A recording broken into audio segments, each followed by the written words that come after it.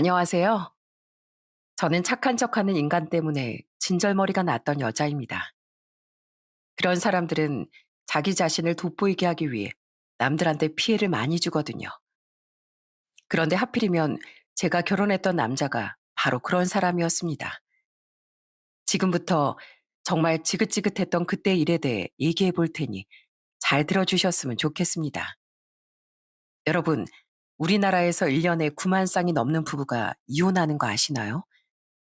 꽤 많은 사람들이 그렇듯 저 역시도 이혼 가정에서 자란 아이였습니다. 제가 5살 때 저희 부모님이 이혼하셔서 엄마랑 살았거든요. 그러다가 제가 초등학교 1학년쯤 됐을 때 저희 엄마가 재혼을 하셨어요. 저희 새아빠는 페인트 가게를 운영하셨는데 저한테 무척이나 잘해주셨습니다. 성현아, 이제부턴 아저씨가 우리 성현이 아빠가 되어줄 거야. 그런데 아빠라고 부르는 게 힘들면 그냥 당분간 아저씨라고 불러도 돼. 아저씨는 우리 성현이가 아저씨를 아빠로 받아줄 때까지 얼마든지 기다릴 수 있거든. 솔직히 바로 처음부터 아빠라는 말이 나오진 않더라고요. 하지만 새아빠가 저한테 너무 잘해주시니까 저도 마음을 여는데 그리 오랜 시간이 걸리지 않았어요. 저희 새아빠는 밥 먹을 때도 항상 저 먼저 챙겨주고 주말엔 꼭 절 데리고 여기저기 놀러 다니셨어요. 성현아, 우리 이번 주말에 놀이공원 놀러 갈까? 가서 바이킹도 타고 솜사탕도 사 먹자. 우와, 재밌겠다. 아빠, 저 그럼 거기 가서 헬륨 풍선도 사주시면 안 돼요? 예전부터 그거 꼭 가지고 싶었단 말이에요. 우리 성현이가 갖고 싶다고 하면 당연히 사줘야지. 그거 말고 또 가지고 싶은 거 없어? 아빠가 사줄 수 있는 건 사줄 테니까 원하는 거 있으면 뭐든지 얘기해. 그러다가 제가 초등학교 2학년 땐 엄마와 새아빠 사이에서 여동생도 태어났어요.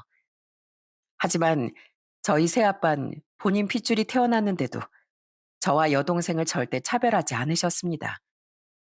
뭘 하나 사오더라도 항상 똑같이 사오시고 동생이 저한테 까불면 동생을 따끔하게 혼내셨어요. 성희 너 언니한테 그렇게 버릇없게 하면 안 된다고 했지? 언닌 엄마 아빠 다음으로 어른이니까 항상 언니 말을 잘 들어야 돼. 알았어? 그러다가 한 번은 저희 집이 완전 난리가 난 적이 있었어요. 제가 중학교 1학년 때 엄만 동생을 데리고 잠깐 마트에 나가시고 저는 시험 기간이라 주말인데도 집에서 혼자 공부를 하고 있었습니다. 그런데 공부를 하다 보니까 갑자기 너무 배가 고픈 거예요. 그래서 혼자 라면이라도 끓여 먹으려고 가스레인지에 냄비를 올렸습니다. 그리고 나서 물이 끓을 때까지 어차피 시간이 좀 걸리니까 잠깐 쉬어야겠다는 생각이 들더라고요. 그런데 그날따라 좀 피곤했는지 깜빡 잠이 들고 만 거예요. 그러다가 갑자기 목이 퀭퀭 막히는 느낌에 살짝 눈을 떴는데 다급한 아빠의 목소리가 들리더라고요. 성현아, 성현아, 정신 좀 차려봐. 깜짝 놀라서 주변을 돌아보니 집안에 시커먼 연기가 가득하더군요. 그런데 제가 무슨 일인지 제대로 파악하기도 전에 아빠가 절 들쳐업고선 현관으로 향하셨어요. 그렇게 밖으로 나갔는데 저희 집 창문에서 시커먼 연기가 나오는 게 보이더라고요. 성현아, 괜찮니? 얼른 아빠가 병원 데려다 줄게. 그러니까 조금만 참아. 알았지? 알고 보니까 제가 냄비에 물을 올리고 잠이 드는 바람에 저희 집에 불이 난 거였어요. 그런데 외출했다가 돌아온 아빠가 저희 집에서 연기가 나는 걸 보고 급하게 집에 들어와 절 구해주신 거였습니다. 연기를 좀 마셔서 기침을 하긴 했지만 딱히 다친 곳도 없었는데 아빤 제 앞에서 펑펑 울면서 절 걱정하시더라고요. 성현아, 괜찮은 거지? 정말 다친 데 아무 데도 없는 거지? 아빠, 나 진짜 괜찮아요. 근데 우리 집 어떡해요? 괜히 나 때문에 우리 집에 불이 나버렸잖아요. 집에 있는 물건들 다 타서 못 쓰게 되어버리면 어떡하냐고요. 그건 괜찮으니까 걱정하지 마. 아빤 성현이 너만 멀쩡하다면 집이 홀랑 다 타버려도 괜찮아. 내가 아까 집에 불 나는 걸 보고 너한테 무슨 문제라도 생긴 줄 알고 얼마나 가슴이 철렁해진 줄 아니? 만약에 너한테 무슨 일이라도 생겼으면 아빤 도저히 살아갈 수 없었을 거야. 저는 그렇게 절 끌어안고 오열하신 아빠를 보고 아빠가 저를 얼마나 많이 사랑하는지 깨닫게 되었어요. 나중에 엄마도 몇 번이나 가슴을 쓸어내리며 이러시더라고요. 여보, 진짜 고마워. 당신 아니었으면 나 우리 성현이 잃었을지도 몰라. 당신은 우리 성현이 목숨을 살려준 은인이야. 내가 앞으로 당신한테 더 잘할게. 그렇게 제 작은 실수 하나로 인해 저희 집은 크게 복구 공사를 하게 되었어요. 그 바람에 몇 달 동안 할머니네 집에서 지내야 했습니다. 전 할머니 집에서도 계속 공부를 열심히 했어요. 그러자 저희 아빠가 한 번은 저한테 이렇게 물어보시더군요. 성현아, 넌 나중에 커서 뭐가 되고 싶니? 어렸을 땐 장래희망이 선생님이라고 했었잖아. 지금도 선생님이 되고 싶은 거야? 아니요. 전 선생님 말고 승무원이 될 거예요. 승무원? 승무원은 왜? 그냥 더 넓은 세상을 경험하고 다양한 사람들을 만나고 싶어서요. 그리고 작년에 우리 가족끼리 제주도 갔었잖아요. 그때 비행기에서 승무원 언니가 너무 친절해서 좋아 보이더라고요. 그래서 저도 비행기 타고 여행 가는 사람들한테 좋은 기억을 심어주고 싶어요.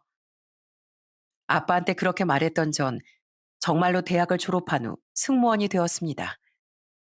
어릴 때 꿨던 꿈을 실제로도 이룰 수 있게 된 거죠. 그렇게 승무원으로 일하다 보니 보람 있는 일도 많지만 힘들 때도 많았어요. 하지만 모든 직업이 다 그렇듯이 힘들어도 이겨내야 된다고 생각하고 항상 웃으려고 노력했습니다. 그렇게 제 일에 자긍심을 가지고 열심히 일하던 중 20대 후반에 남자친구를 만나게 되었어요. 남자친구는 대기업에 다니는 사람이었는데 아버지가 사업을 하신다고 하더군요. 집안에 돈도 좀 있는 데다 명문대 출신에 외모도 잘생긴 편이었어요. 솔직히 말해서 어디 하나 부족함이 없는 사람이었죠. 하지만 역시나 사람은 완벽할 수 없는 걸까요? 한 6개월 정도 만났는데 남자친구와 대화할 때마다 이상한 점이 발견되는 거예요. 원래 제가 마트에서 물건을 살 때도 성분표를 꼼꼼히 따져보면서 사는 편이었는데 한 번은 남자친구와 같이 마트에 갔더니 남자친구가 저보고 이러는 거예요. 성현아, 뭘 그렇게 꼼꼼하게 보는 거야? 일반 사람들이 이런 거 봐도 잘 모르던데. 그러지 말고 내가 봐줄 테니까 이리 줘봐. 우리 아버지가 식품회사 운영하셔서 나도 이런 거 되게 잘 알거든. 뭐? 식품회사? 저번엔 나보고 오빠네 아버지 무역회사 운영하신다고 했잖아. 근데 식품회사 얘긴 또 뭐야? 아, 내가 그랬나? 아유, 그냥 식품회사인데 무역도 같이 한다 이거지. 뭘 그런 걸 꼬치꼬치 따지고 그래. 처음엔 그냥 대수롭지 않게 넘기려고 했는데 가면 갈수록 점점 이상한 점이 더 많이 발견됐어요. 한 번은 제가 남자친구가 다니는 회사 사원증을 구경하고 싶다고 했더니 없다면서 계속 안 보여주는 거예요. 분명히 출퇴근할 때 가지고 다닐 텐데 퇴근하고 바로 절 만나러 왔다면서 없다고 하는 게 이해가 되지 않았습니다. 게다가 한 번은 남자친구의 친구들과 같이 밥을 먹은 적이 있었는데 그 친구 중에 한 명이 제 남자친구한테 이러는 거예요. 어? 근데 여자친구분이 네 여동생이랑 좀 닮았다. 왜 네 여동생도 키 크고 얼굴도 갸름하니 예쁘잖아. 아니, 잠깐만요. 제가 오빠 여동생과 닮았다고요? 오빠, 이게 도대체 무슨 말이야? 오빠 나한텐 외동이라고 했었잖아. 근데 갑자기 여동생이라니? 아니, 그게 아니라 내 사촌 여동생 말하는 거야. 아휴, 뭘 그런 거 하나까지 예민하게 반응하고 그래. 그렇게 수상한 점이 한두 가지가 아니다 보니 도저히 그냥 넘어갈 수가 없겠더라고요. 그래서 하루는 남자친구가 다닌다고 하는 회사에 전화를 해본 적이 있었습니다. 그랬더니 세상에 그 회사에 그런 사람은 없다는 거예요. 그래서 하루는 남자친구가 집에 갈 때 몰래 따라가 봤더니 저한테 얘기했던 동네랑 아예 다른 동네로 들어가더라고요. 알고 보니까 저한테 얘기했던 것들이 전부 다 거짓말이었어요. 저는 너무 화가 나서 남자친구를 불러내 따졌습니다. 야, 너 도대체 정체가 뭐야? 대기업에 다니는 것도 아니었고 네가 지금 살고 있다는 집도 가짜지? 게다가 너 외동이 아니라 여동생도 있잖아. 너 설마 출신 대학까지 속였니? 알고 보면 너네 아빠 사업한다는 것도 다 거짓말 아니야? 너 사실대로 말해. 너 나한테 왜 그랬어? 왜 날 그렇게 속였냐고. 제가 그렇게 따지자 처음엔 아니라고 발뺌을 하더니 나중엔 더 속일 수 없다고 판단했는지 표정이 싹 변해선 저한테 이러더라고요. 그래, 다 속였다. 나도 예쁜 승무원 여자친구 만들어보고 싶어서 속였다고. 네 말대로 나 대기업 다니는 것도 아니고 우리 아빠는 그냥 평범한 회사원이셔. 그리고 명문대가 아니라 지방에 있는 2년제 대학 나왔다. 왜? 그런데 내가 그렇게 솔직하게 얘기했으면 네가 날 만나줬겠냐? 승무원들 눈 높으니까 나 같은 건 쳐다도 안 봤을 거 아니야. 뭐라고? 그래서 승무원 한번 만나보려고 그딴 거짓말을 했다 이거야? 야, 그거 사기야 사기. 만약에 내가 너랑 계속 만나다가 결혼이라도 했으면 사기 결혼이라고. 그리고 네가 뭔가 착각하나 본데 난 네가 대기업도 아니고 명문대 출신이라서 좋아한 거 아니었어. 그냥 나한테 워낙 잘해주니까 그게 좋았을 뿐이었다고. 그런데 넌 순수한 마음으로 만났던 날 이딴 식으로 농락해? 야, 너 같은 인간은 진짜로 명문대 출신의 대기업에 잘 나가는 사업가 아들이었어도 내가 안 만났을 거야. 네가 그렇게 인성 더러운 사기꾼인 줄 알았으면 100만 금을 줘도 안 만났을 거라고. 그러니까 그냥 이 자리에서 꺼져. 너 같은 거 보기도 싫으니까 앞으로 내 눈앞에 뛰지 말라고. 알았어? 어떻게 사람을 이런 식으로 속일 수가 있는지 정말 기가 막히더군요. 결국 전 그 자리에서 그놈을 빵 차버리고 말았습니다. 그런데 한번 그런 일을 겪어보니까 남자를 만나고 싶은 생각이 없어지더라고요. 사실 그놈을 만나기 전에 딱 한 명 더 남자를 사귀어 봤었는데 그 남자도 제대로 된 인간이 아니었거든요. 저는 그냥 저희 아빠같이 자상하고 책임감 있는 사람을 만나고 싶었는데 그런 사람을 만나는 게 쉽지 않았어요. 그래서 전 그냥 제 인생에 남자는 없다고 생각하고 가족들과만 잘 지냈습니다.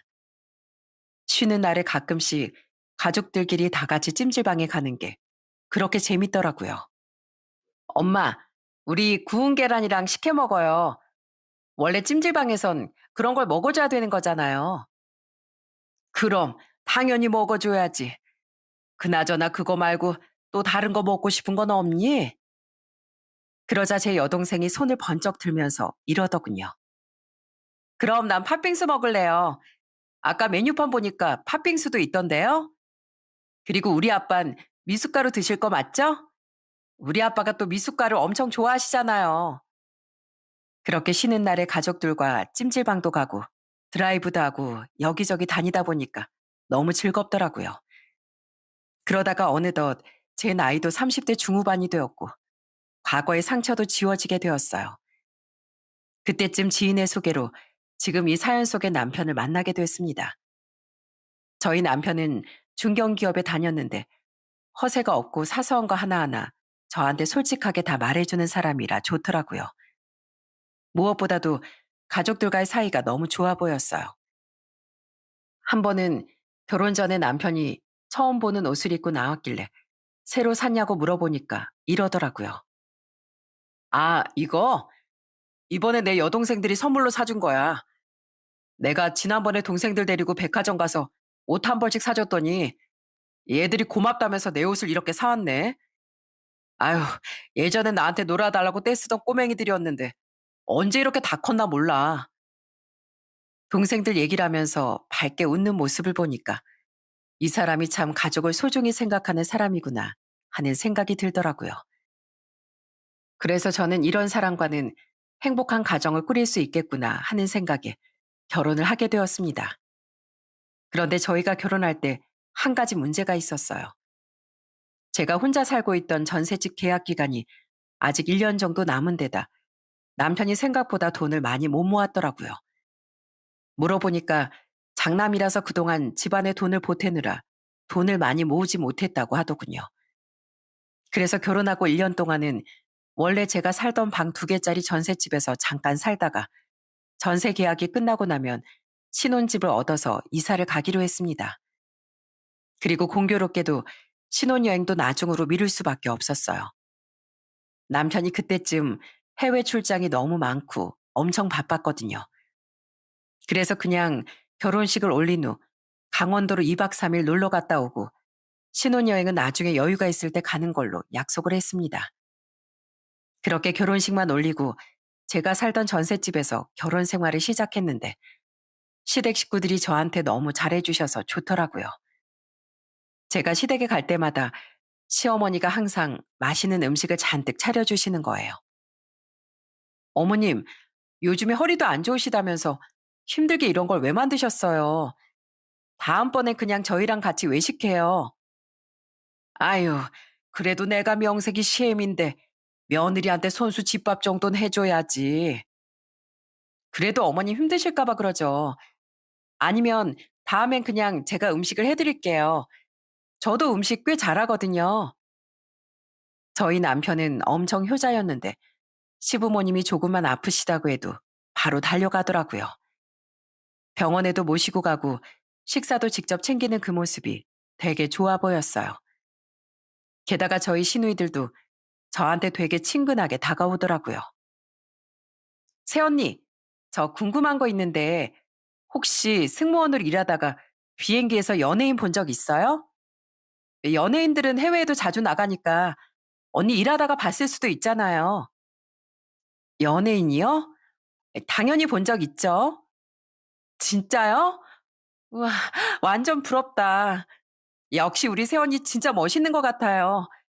비행기에서 연예인같이 유명한 사람들도 다 보고, 게다가 우린 비행기도 어쩌다 한번 타는데, 언니 맨날 타잖아요. 시누이들은 애교가 많은 성격이라 그런지 이런 식으로 절 자꾸 치켜 세워주더라고요. 그러다가 한 번은 제가 시댁 식구들을 저희 집에 초대해서 식사 대접을 한 적이 있었어요. 그랬더니 막내 시누이가 저한테 이러는 거예요. 이거 진짜 다 새언니가 직접 만든 거예요? 와, 새언니는 도대체 못하는 게 뭐예요? 키도 크고 얼굴도 예뻐, 외국어도 잘해.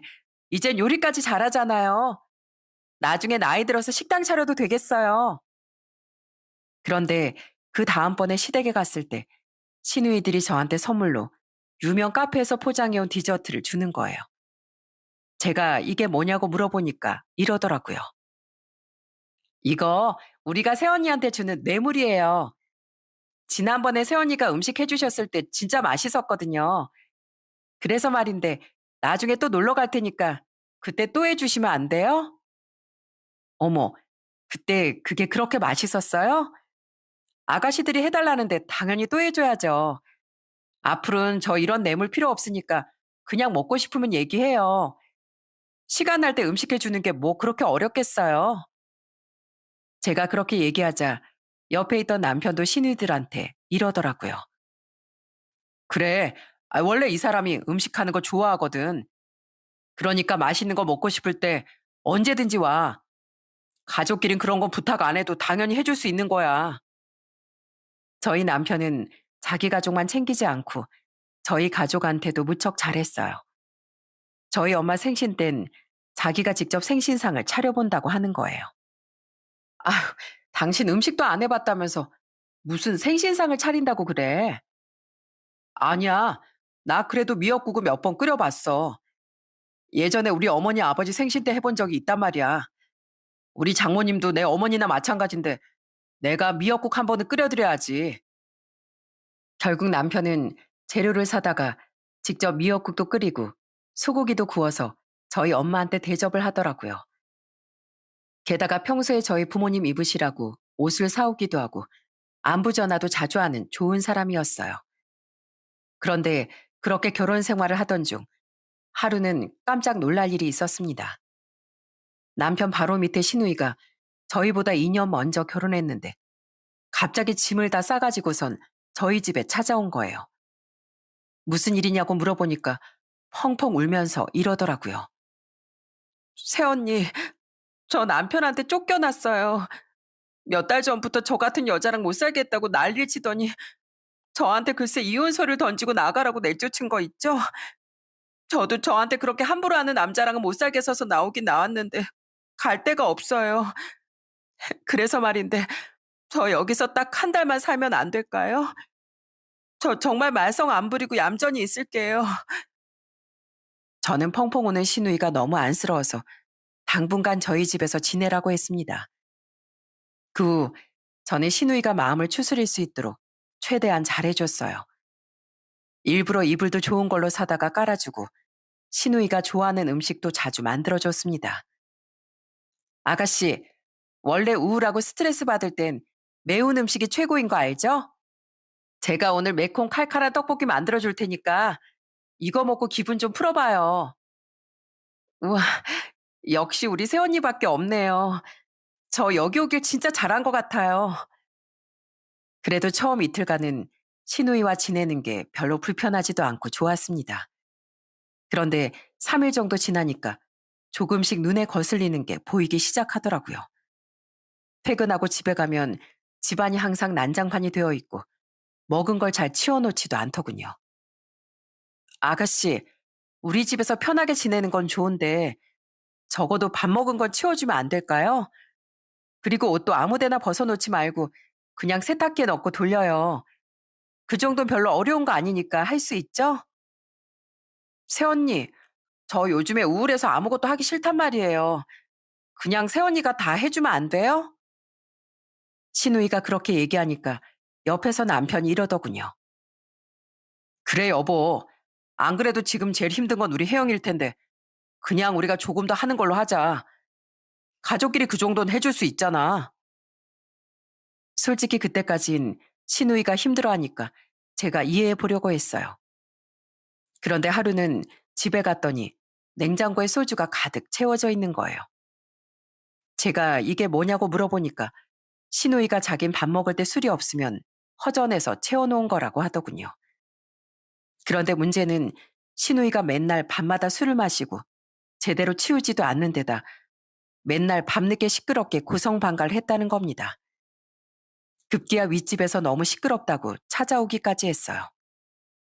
아가씨, 무슨 술을 이렇게 맨날 마셔요? 그리고 마실 거면 좀 조용히 마시지. 지금 윗집에서 시끄럽다고 얼마나 난린 줄 알아요? 그런데 신우인 술을 줄일 생각은 전혀 하지 않고 오히려 맨날 술 먹고 진상을 피우기 시작했습니다. 하루는 집에 갔는데 또 술에 잔뜩 취한 신우이가 꼬부라진 혀로 이러는 거예요. 어? 새언니다. 새언니, 근데 여기 화장실은 어디 있어요? 분명히 이 집에 화장실이 있었는데 아무리 찾아도 안 보여요. 여기가 화장실인가? 신우인 그렇게 말하더니 갑자기 거실에서 소변을 보려고 하는 거예요. 저는 기겁을 해서 신우의 팔을 끌고 화장실로 데려갔습니다. 아가씨, 미쳤어요? 여긴 우리 집 거실이잖아요. 도대체 술을 얼마나 마셨길래 화장실도 못 찾아요. 나중에서야 안 사실인데 신우이가 워낙에 술을 먹고 진상을 많이 부리다 보니 심애부도 질려서 이혼하자고 한 거였더라고요. 저도 같이 살아보니까 이혼 얘기가 나올만 하더군요. 그런데 신우인 자기 옷 빨래하기 귀찮다면서 제 옷장에서 옷도 마음대로 꺼내 입고 제 화장품도 마음대로 쓰기 시작했습니다. 그러다가 한 번은 제가 아끼는 화장품을 깨뜨린 적도 있었어요. 아가씨, 왜 자꾸 내 물건을 마음대로 쓰는 거예요? 지난번에 아가씨가 내 옷 함부로 입는 바람에 실밥 다 뜯어진 거 알죠? 근데 왜 내가 아끼는 화장품까지 몰래 쓰다가 깨뜨리냐고요? 진짜. 실수로 그럴 수도 있지 왜 그래요? 새언니 원래 착한 사람 아니었어요? 난 새언니가 마음이 엄청 넓은 사람인 줄 알았는데.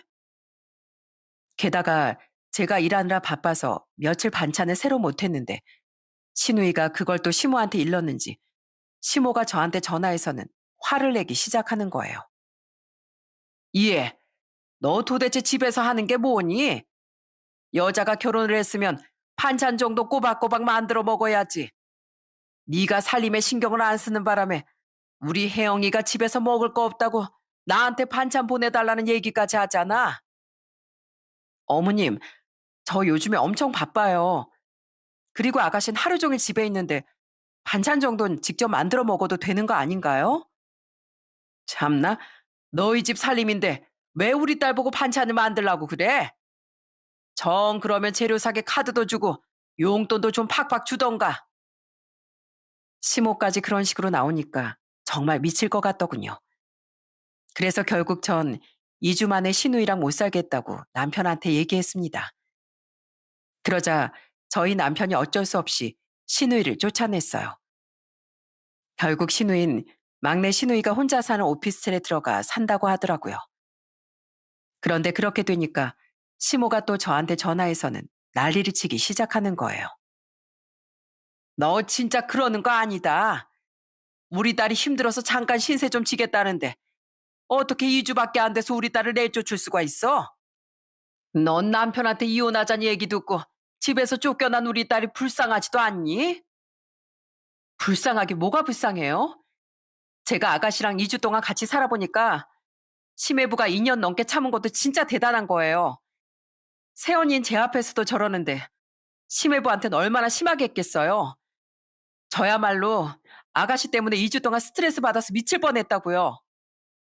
그러다가 한 번은 정말 어이없는 일도 있었답니다.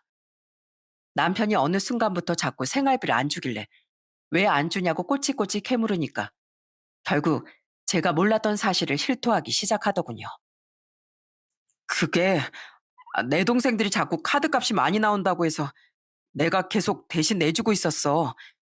그래도 내가 오빠인데 동생들한테 문제 생겼을 때 오빠로서 해결을 해줘야 되잖아. 뭐라고?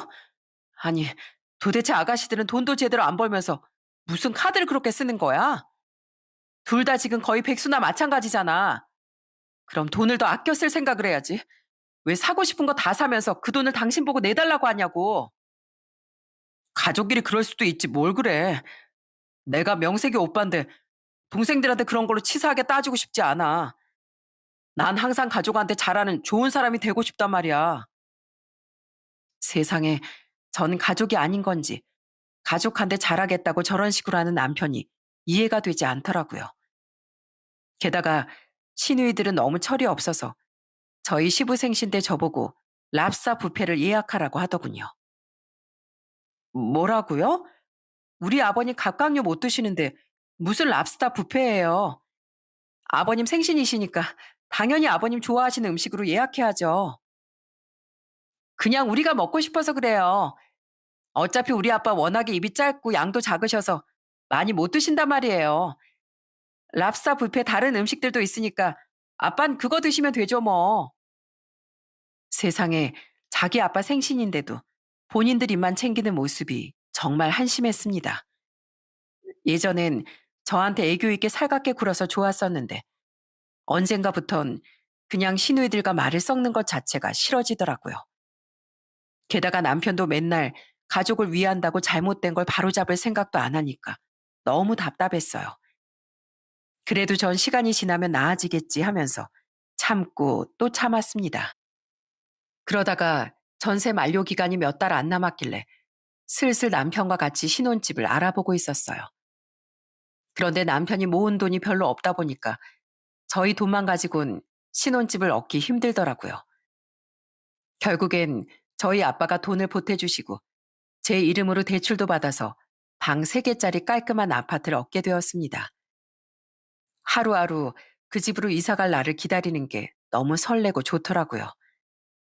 그 후 전세 계약 기간이 만료되어 신혼집으로 이사를 가게 되었는데 그때 얼마나 기뻤는지 몰라요. 여보, 이제 여기가 우리 집이야. 우리도 이제 우리 둘만의 제대로 된 보금자리가 생긴 거라고. 그러게. 아버님이 도와주신 덕분에 이렇게 좋은 집도 얻을 수 있게 돼서 너무 감사하네. 우리 이제 살림살이도 천천히 채워 넣는 걸로 하자. 나 이 집에서 당신이랑 진짜 행복하게 살 거야. 그렇게 이사를 간 후 저희는 결혼할 때 못 갔던 신혼여행도 가게 되었어요. 저와 남편이 둘 다 바닷가를 좋아하다 보니 하와이로 가게 되었는데 풍경 자체가 한국이랑 많이 다르다 보니까 거기에 있는 것 자체만으로도 너무 힐링이 되더라고요. 여보, 아까 스노클링 할 때 거북이 봤지?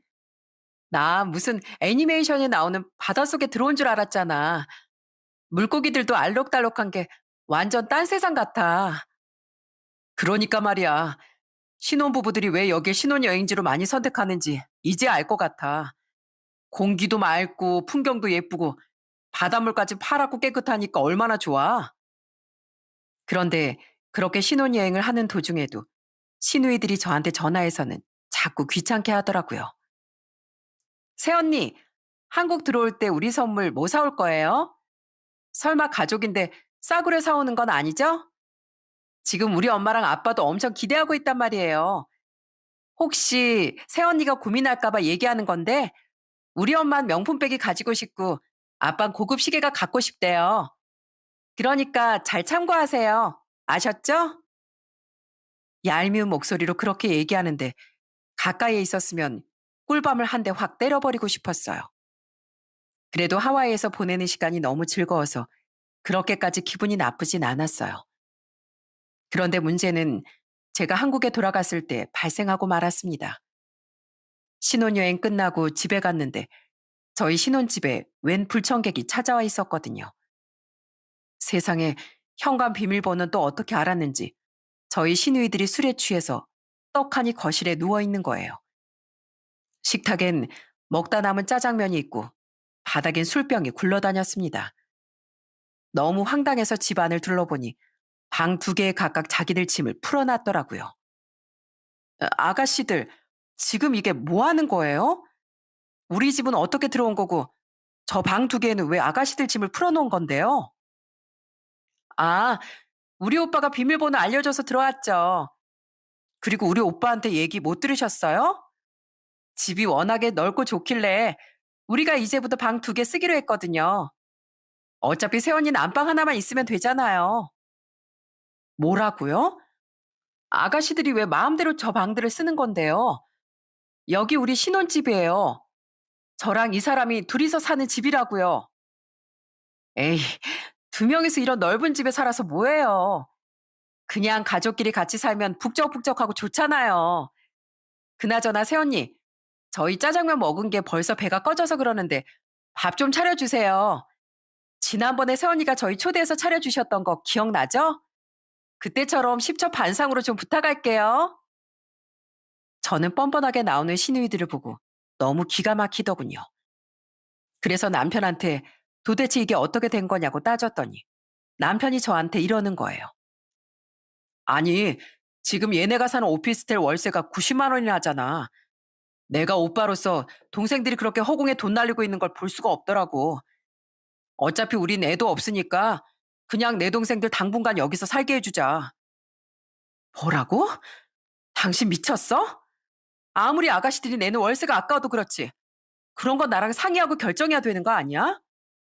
어떻게 나한테 한마디 말도 없이 아가씨들한테 우리 집 비밀번호까지 알려주고 짐 싸서 들어오게 할 수가 있어? 그럼 나보고 어떡하라고. 내가 당신한테 미리 얘기했으면 당신이 화냈을 거 아니야. 나 솔직히 지난번에 당신이 우리 혜영이 집에서 내쫓았을 때도 혜영이한테 엄청 미안했단 말이야. 그리고 평생 여기서 살겠다는 게 아니라 그냥 얘네들 시집 갈 때까지만 살게 하자는 거야. 가족끼리 그 정도도 못해? 뭐? 시집 갈 때까지? 한 명은 최근에 이혼당했고 또 한 명은 백수에다가 사치만 부리는 사람인데 도대체 언제 시집을 간다는 거야?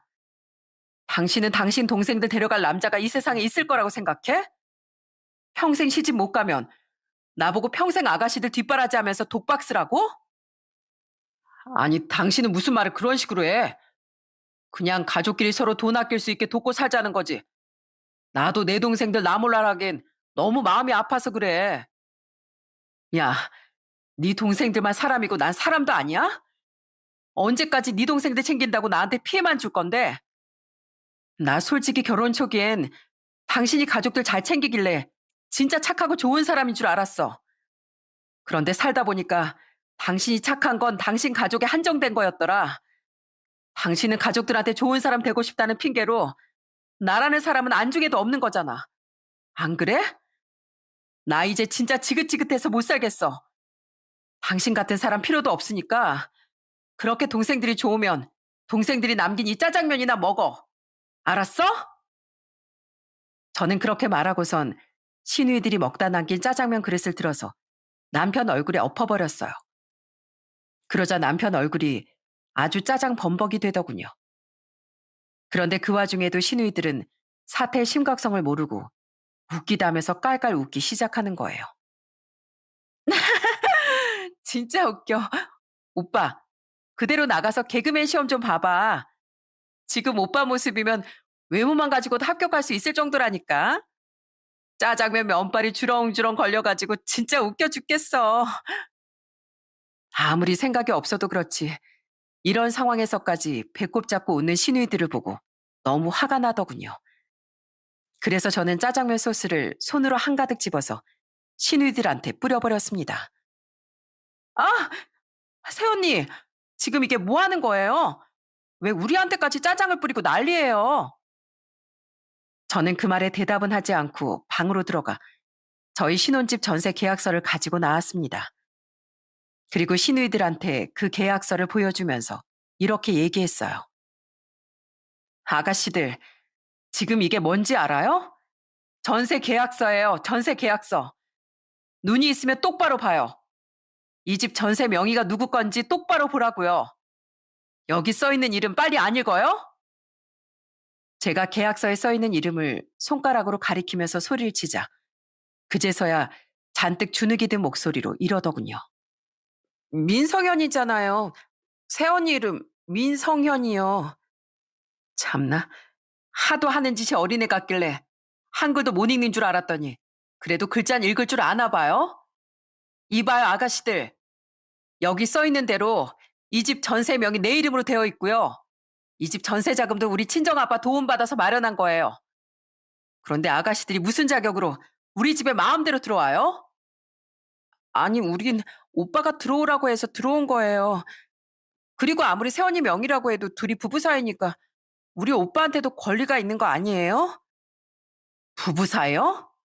아가씨, 하나 모르는 게 있는 것 같은데 나 아직 이 인간이랑 혼인신고도 안 했거든요? 지금 같이 살고 있다 뿐이지 나중에 애 낳으면 하려고 아직 혼인신고 안 했다고요.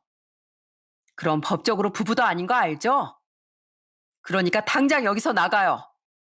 나 이 인간이랑 부부도 아니고 오늘부로 아가씨들도 내 시댁 식구들 아니니까 여기서 나가라고요. 제가 그렇게 얘기하니까 이번엔 남편이 저한테 이러더군요. 여보, 그게 무슨 말이야? 내 동생들 여기서 살게 해주는 게 그렇게 어려워? 당신 원래부터 그렇게 속 좁은 여자였냐고. 내가 속 좁은 게 아니라 네가 정신머리가 빠진 거야. 그렇게 가족들 생각하고 착한 척 할 거면 너 혼자서 해. 왜 나까지 끌어들여서 네 동생들 수발을 들게 하려고 그래? 야, 내가 방금 말한 것처럼 이제부터 너랑 나랑 부부 아니니까 그런 줄 알아. 그러니까 네가 그렇게 좋아하는 네 동생들 데리고 여기서 꺼지라고. 저는 그렇게 말하고선 남편과 시누이들을 전부 다 집 밖으로 내쫓아 버렸어요. 그러고 나서 집안을 한 번 더 둘러봤는데 아주 돼지우리가 따로 없더라고요. 저는 이런 인간들과는 도저히 상종을 하고 싶지 않다는 생각이 들었습니다. 어차피 혼인신고도 안 했으니까 그냥 이대로 끝내야겠다고 결심했어요. 그런데 다음날 이 사실을 알게 된 시모가 저한테 전화해선 난리를 치기 시작하더군요. 예, 네가 뭔데 우리 애들을 마음대로 내쫓아? 여자가 결혼했으면 시댁 식구들 챙길 생각을 해야지. 어디서 이 추운 날에 길바닥으로 내쫓고 있냐고?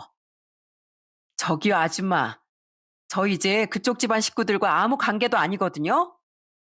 그리고 예전부터 하고 싶었던 말인데 제발 자식들 교육 좀 잘 시키세요.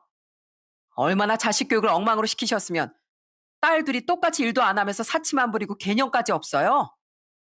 그러니까 아버님도 질려가지고 집에서 한마디도 안 하시죠. 뭐야? 너 지금 내 앞에서 우리 딸들 욕하는 거니? 욕하는 게 아니라 사실만 말하는 거거든요. 그리고 딸들만 문제가 아니라 아들도 문제잖아요. 지 가족들만 생각하느라 마누라는 고생을 하든 말든 신경도 안 쓰는데 어떻게 그런 아들을 결혼시킬 생각을 하셨어요? 남의 집 딸은 스트레스를 받든 말든 아무 상관없다 이거예요? 아무튼 저 이제 아줌마 며느리 아니니까 저한테 전화하지 마세요. 그렇게 소중한 자식들이나 평생 끌어안고 사시라고요. 저는 그렇게 말하고선 전화를 끊어버렸습니다. 그런데 이번엔 남편이 절 찾아와서 빌기 시작하더라고요. 여보, 내가 잘못했어. 난 그냥 내 동생들이 너무 안쓰럽기도 하고 내가 이렇게 가족을 잘 챙기면 당신이 날 좋은 사람이라고 생각해 줄 줄 알았단 말이야. 당신 예전엔 내가 가족들 잘 챙겨서 좋다며 나같이 착한 사람 없다면서 나랑 결혼하길 잘했다고 했었잖아. 그건 네 행동이 적당할 때 얘기지. 그리고 난 네가 가족을 잘 챙겨서 좋다고 한 적은 있어도 가족 챙기느라 나한테 피해 주는 걸 좋다고 한 적은 없거든. 넌 모든 일에 있어서 항상 너희 가족들 편이었잖아. 아무리 네 동생들이 나한테 막무가내로 굴고 말도 안 되는 욕을 해도 무조건 네 동생들 편만 들었던 거 기억 안 나?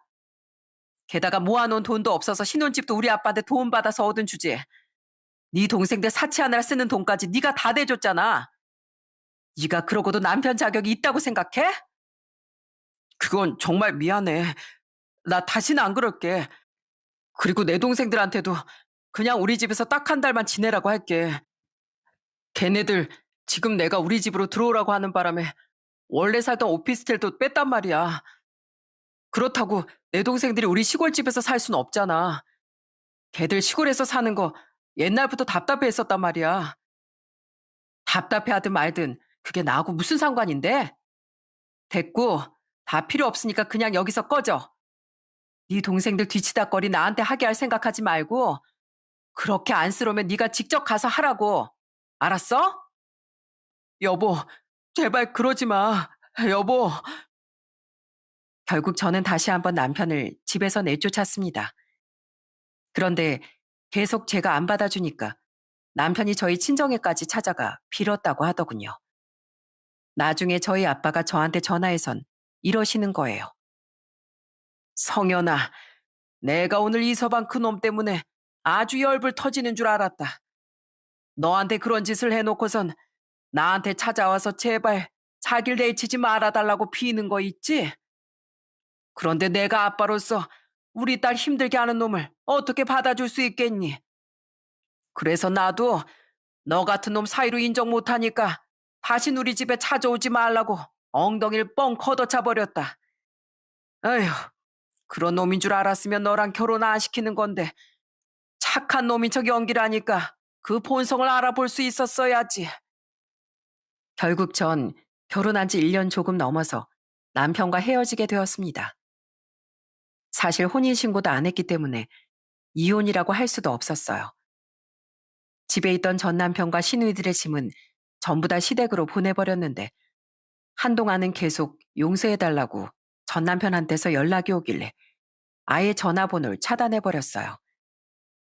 그래도 아이가 생기기 전에 이런 일이 벌어져서 정말 다행이라는 생각이 들더군요. 생각해보면 전 남편은 좋은 사람인 척 연기를 하면서 자아도취에 빠져있는 인간인 것 같아요. 가족들한테 잘해주면 가족들도 좋아하고 주변 사람들도 가족을 챙기는 착한 사람이라고 칭찬하니까 거기에 빠졌던 것 같습니다. 그런데 착한 사람이 되기 위해 노력하는 것까진 좋지만 그걸 위해서 다른 사람을 희생양으로 삼으니까 그게 문제였던 거죠. 그리고 하필이면 그 희생양이 제가 되었던 거죠. 저는 그냥 저희 아빠처럼 듬직하고 다정한 남자를 만나고 싶었던 것 뿐이었는데 그게 쉬운 게 아니었나 봐요. 세상에 남자는 많지만 저희 아빠처럼 좋은 사람은 많지 않다는 걸 새삼스럽게 느끼게 되었어요. 그래서 전 저를 진정한 딸로 받아주고 저한테 행복한 가족을 선물해준 저희 아빠한테 더 잘해야겠다고 생각하고 있답니다. 요즘 들어 시간 날 때마다 저희 집에도 더 자주 가고 있어요. 어렸을 때처럼 엄마 아빠한테 꼭 붙어서 수다를 떠는 게 그렇게 좋더라고요. 엄마, 아빠, 난 그냥 앞으로 남자 같은 건 안 만나고 그냥 엄마 아빠랑 평생 살래요. 생각해보면 그런 놈이랑 신혼여행 갈 돈으로 그냥 우리 가족끼리 여행 갈 걸 그랬어요. 그래서 말인데 우리 조만간 가족끼리 해외여행이나 갈까요? 제가 다 쏠 테니까 다 같이 가서 재밌게 놀다 와요. 아유, 됐다. 됐어. 우리 딸이 못된 놈 때문에 마음고생이 심했는데 돈까지 쓰게 하면 안 되지. 아빠가 그동안 모아놓은 돈이 있으니까 아빠 돈으로 가자. 너희들 가고 싶은 나라 있으면 후보 정해서 나한테 알려줘. 어느 나라로 갈지 다 같이 투표 한번 해보자꾸나. 저는 지금 살고 있는 집의 전세 계약 기간이 끝나면 회사 근처의 작은 집으로 이사 가고 아빠가 보태주셨던 돈은 돌려드릴 계획이에요. 어차피 저 혼자 쓰기엔 집이 너무 넓어서 계속 여기에 살 필요가 없거든요. 대신 하나 좋은 점이 있다면 가끔씩 저희 가족들을 집으로 초대해 편하게 지내게 할 수 있다는 겁니다. 며칠 전에도 저희 부모님과 동생이 저희 집에 와서 하루 자고 갔어요. 언니, 그 사이 요리 실력이 또 늘었네. 언닌 일하느라 바쁜데 도대체 언제 요리 연습을 하는 거야? 이런 걸 굳이 연습해야 되나? 그냥 평상시에 직접 밥을 해 먹으니까 나도 모르게 느는 거지. 너도 이제 30대 접어들었으니까 집에서 혼자 요리도 해보고 해봐. 내가 혼자 살아보니까 꼭 결혼하지 않아도 요리는 잘하면 잘할수록 좋은 거더라고. 혼자 먹어도 대충 먹지 않고 맛있는 거 이렇게 직접 만들어 먹을 수 있잖아. 하긴, 언닌 혼자 살 때도 맛있는 거 알아서 잘 만들어 먹더라. 나도 언니처럼 뭐든지 잘하는 진짜 멋진 여자가 될 거야. 그래서 나 요즘에 롤모델이 언니잖아. 난 언니처럼만 살면 진짜 소원이 없겠어. 제 여동생은 어릴 때부터 저를 참 많이 따랐는데 지금도 절 롤모델이라고 얘기해 주니 너무 기분이 좋더라고요. 저는 제 동생한테 부끄럽지 않은 언니가 되기 위해서라도 앞으로 혼자 열심히 살 겁니다. 제 인생에 이제 남자는 없다고 생각하고 제 자신과 저희 가족들을 위해서 최선을 다해 살 겁니다. 제가 짧은 결혼 생활하면서 하나 깨달은 게 있는데요. 무슨 일을 하든 간에 남에게 피해를 주지 않는 선에서 해야 된다는 겁니다. 아무리 남들에게 좋은 사람으로 보이고 싶어도 그 과정에서 다른 사람한테 민폐를 끼친다면 그건 옳은 일이 아니라고 생각해요. 자기 자신을 포장하기 위해 다른 사람한테 똥물을 튀기는 거나 마찬가지니까요.